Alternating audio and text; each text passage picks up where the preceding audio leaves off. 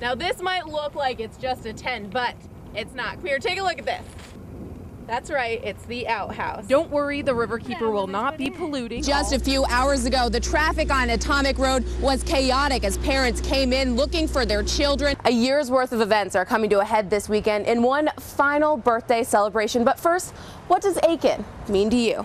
Still to come, the key to happiness. Officials are conducting an experiment using the iPhone. Investigators made the stop right here on the intersection of Fury's Ferry and Evans to Lock Road. They believe the group was actually on their way to sell the cocaine they had on them. Deputies are warning people in that area to use caution and to call the sheriff's office if they have any information on Wright. In each one of these machines, there still might be about $5,000. One of the recommendations is making sure you go through your cart to make sure what you have is actually what you need. So while I might need this apple juice and the TV dinner, don't know if this is really something that I need. Double what the price has already risen to here at the Pilot gas station, like so, and that's the sweet spot. You guys hit it a little bit better than that, I hope. Just moments ago, a district court denied Jennifer Keaton's injunction against the university. See that top number up there? Wednesday morning, it said 307, which means in less than 48 hours, gas price. That of the taxpayers of this state. The crowd erupted in applause after that last statement. Now, the celebration happens tonight, but tomorrow it is back to work for lawmakers. In Columbia, Christine O'Donnell, 26 News. Sometimes it could go days before it hits you, sometimes it could go weeks, sometimes it's overnight. But when it hits you, generally it hits you hard. Mark Chase is a volunteer with the Couchton Fire Department. In his 25 years of service, he's been to a dozen serious car wrecks. The most recent, a crash that killed a little girl thrown from her father's vehicle. You kind of picture your own child in that situation and say, I'm glad it's not her, but I'm, feel for the family of this child. A critical stress debriefing is offered to all personnel who respond to a traumatic scene.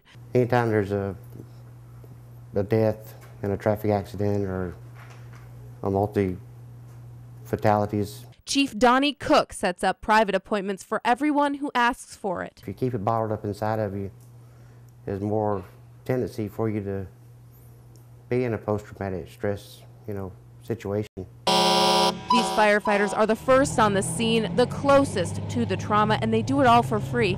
And they're not alone.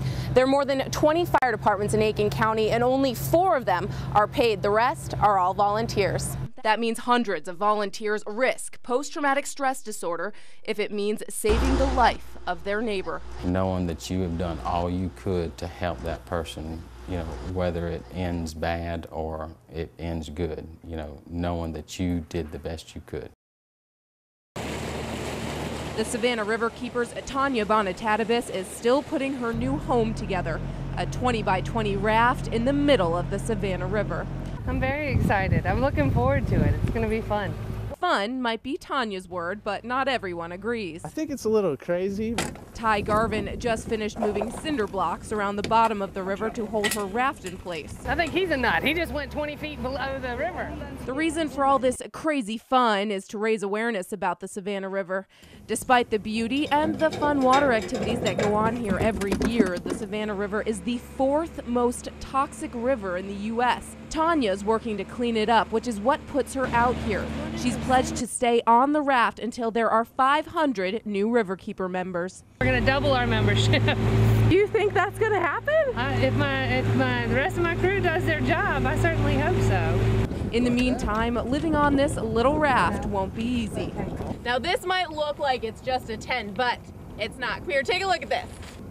That's right, it's the outhouse. Don't worry, the Riverkeeper will not be polluting. All waste goes into a tank underneath. Now, if you're interested in becoming a member, it costs between $35 to $1,000 a year. You'll become an advocate for the river, receive a newsletter, and even get discounts on events. Anything over 500, they can come out and have dinner with me on the raft. Whether you call it crazy or fun, Tanya says she'll stay out there for as long as it takes. She was on my hand with a leash, and I tried to hold her, and she wouldn't. She insisted on she wanted to get off, and I saw her run out to the street. And that was it. 83-year-old Catherine Larkin smashed her face on the cement when she fainted. Larkin was taking her dog Maggie for an early morning walk when she had her fall. I felt as if I was going to faint. So I continued as fast as I could to see if I could get all the way home, and I didn't make it. Maggie got loose and started running around the neighborhood, and that's when someone called animal control. When I attempted to capture the dog pretty much barked at me and ran off. Animal Control's Jeff Wilson followed Maggie. I pulled in the driveway, and when I approached the dog, I looked over, and about 10, 15 feet from the dog was the owner. He said to me, your dog just saved your life. Ms. Larkin was found right here next to her car. This home is at the very end of this drive, and it would have taken a long time for anyone to find her. Oh, I think the dog's a hero. I really do. That dog either needs a medal or a big fat steak. I probably should prefer the good steak. So until she and Maggie can be reunited, this stuffed pup will have to do. She'll get rewarded when I get home. County with the latest. Paige, everything is calm here at Red Cliff Elementary School now, but just a few hours ago, the traffic on Atomic Road was chaotic as parents came in looking for their children, making calls, trying to find out where they were and what was going on. Now, the initial 911 call came in around 2 o'clock this afternoon. School gets out at 2:15, so this all happened very quickly. We're told a third grader told her teacher she saw a man with a gun. The school went immediately into lockdown mode, and law enforcement showed up minutes later to do a sweep through the school, but found nothing. Still, parents and staff say they are very concerned about the security and the turn of events at the school. Like, just not even just as a parent in general, that maybe we should have got some emergency notification. It really shook my inside up. I have 2 grandkids in there.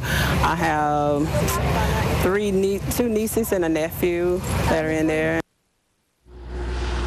A juvenile investigator did speak with that student who is now saying she doesn't remember what she saw. Coming up for you tonight at 11 o'clock, we'll have more about security concerns at the school. For now, we're live in Aiken County. Christine O'Donnell, 26 News.